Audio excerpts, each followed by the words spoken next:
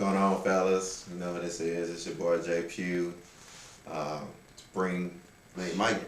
Mike Hayes thinks he was the best, but I just gotta let him know, like when you like literally like 4.5 feet tall, and like your arms are like, I guess, stubs or whatever. Like everything looks precise. Every movement looks sharp and crisp. But you know it doesn't make you the good stepper because your body was born off. You know, his body was born off, and so he thinks he's the best stepper. So I just, you know, Mike, we've had this debate, so man, no hard feelings. But met a couple of cats. Ron Jones. I met Ron Jones. He probably really didn't know who I was, but we was up in some chick room in Somerville. We won't say no names, but yeah, I met him that night, and he was. Well, we won't say what he was trying to do either. Shout out to my boys, Frozen Rain. They did have the best probate show. I mean, we talk about step shows, but you know, probate is a form of a step show. And if we get into probates, Frozen Rain, best probate. I mean, you got a bad usher. Rob Robinson was key in heading up a petition to not have that song as the intro. And once it took place, Rob walked away with his tail between his legs because he felt so bad that he was so wrong. Because I think that line, after that show, I wanted, I just get my numbers right. I mean, I think they probably had sex with about 40 girls that night. I mean, like combined, like literally. And Orlando's not gonna put this in because I know we got wives and shit watching this and girlfriends, but I just wanted to throw that out there. There's uncut shit. Like Orlando's gonna do a part of this tape where he's gonna like, okay, this is the end, and it's not really gonna be the end. It's gonna be the end where you get, you know, he's like, oh baby, then you like that, oh baby, that was cool, baby, that was great or whatever, and then you know, put her off the bed or something, and then you go like in your room, you turn that shit on and you see this shit because that's some funny shit or whatever, because you don't want. Well, as today, you know, he ain't married, so you know, everybody know, you know, the African nigga, you know, and fucking, you know, as today, and then Omar, you know, he from H-Town and shit, so he, I mean, just that's a lazy nigga. Like he ain't like lazy, like, you know, literally, you know, it's kind of figuratively speaking. Like you see him, you want to push that nigga, like move, nigga, like he just like always be dragging or whatever. He like really think he's Snoop, but he not that cool. Brandon Boyd, man, that's my boy. Brandon cool. He's like he a happy Negro, but you ever see Brandon? That boy is always happy. He's a happy Negro. So give it up to Boyd for being happy. I don't know. Maybe it's like the calming that karate does for you. You know, maybe it calms your soul and your inner being, and you just always smile and shit every time you see somebody. But Brandon Boyd, he's, you know, just my era when I started stepping. You know, it was. You know, it's kind of a given who would step. You know, you had your naturals. I don't say your naturals, but your defaults. You know, you who always was gonna be in the step team, and then you had guys that were kind of wishy-washy that only wanted to step, like if they really felt good about the show, if they really thought the show was gonna be tight. Broderick Underwood. He had some of those guys, you know, kind of pick and choose when they wanted to step, and then you had guys that were just, you know. I mean, how can I put this? These guys were so dedicated. They wanted to step so bad, but they just couldn't get it. You know, you just have those guys, you know, they try real hard, and they just, for some reason, they can't grasp it. Stephen Colvin. And let's talk about stepping. Now, you had a debate, you know, everybody wants to talk about who was the best stepper, who did this, who did that, who had the best show. I'll start with the best stepper. Now, the best stepper isn't always the best looking or the hypest, but when they get on stage, everybody pays attention to what they're doing, and everybody, you know, if they're not stepping in the show, people know it. You know, you got guys that didn't step, and nobody, oh, I didn't even know he was stepping.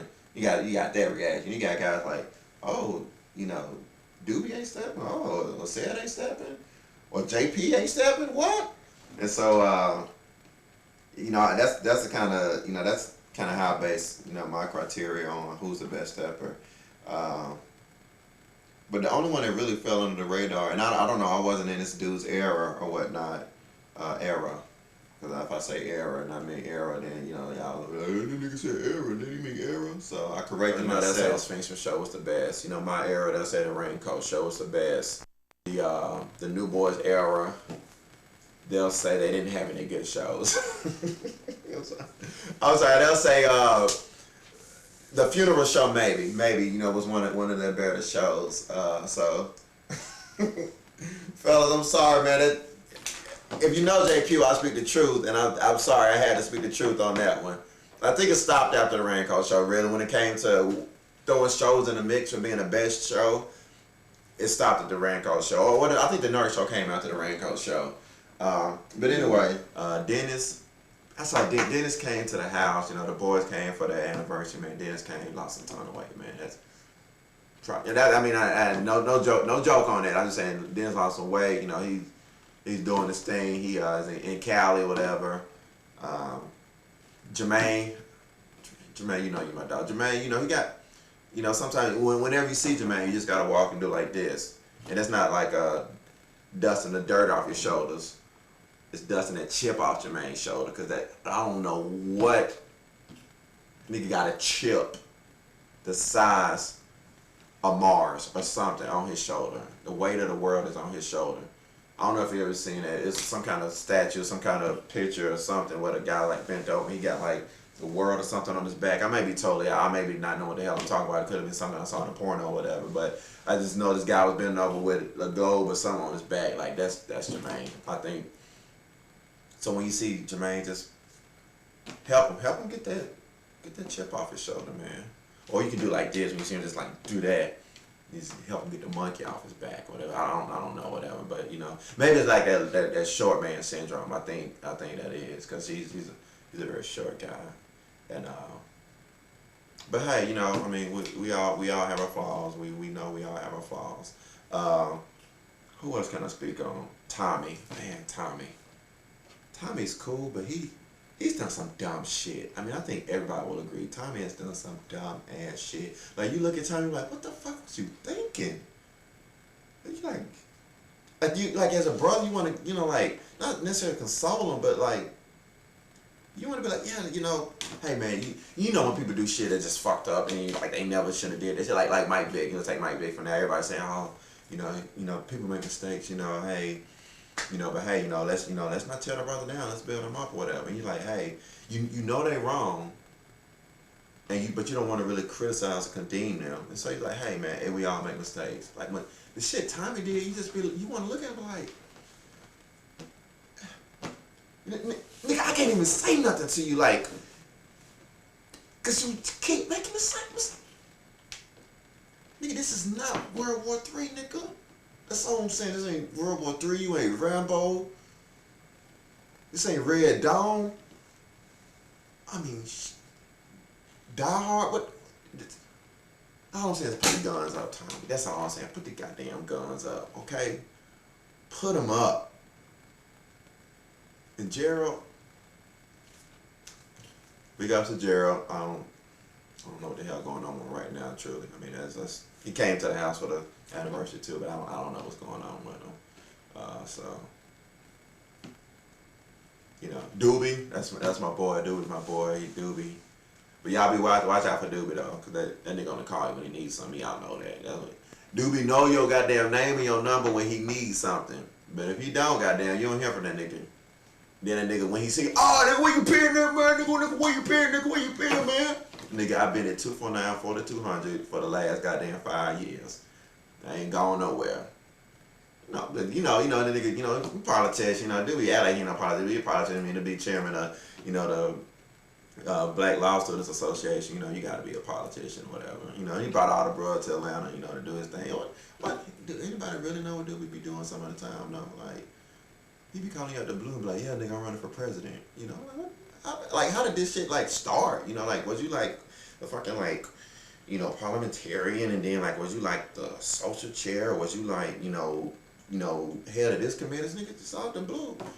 Yeah, man, I'm running for president. It's like, goddamn, man, you go from member to president? Like, he made it, though. I mean, it ain't nothing, but it's like, and they could be moving quick, you know. Every time I call him, oh, no, nigga, I'm in D.C. now. I'm doing the internship. I'm clerking over here. I'm like, okay. Now, I know a nigga, I'm in Knoxville this weekend. Okay.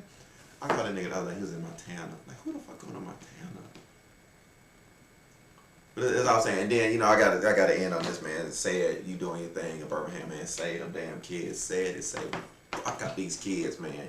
If you see a kid that's downtrodden, call said. That nigga will save that kid, and that kid will turn around and be the goddamn valedictorian of his student class. Like he just got away with kids, man. That's, you know, that shit just saving the kids, man. You're gonna be the next mayor. Or, yeah. I don't know what he's running for. I don't know like what his goal, his aim is. But he like the director of the division of youth services, and they got his name on the van and shit. And you know, every time you walk in that nigga office, he got like a 12-piece suit on. Every time you see that nigga, he be sharp.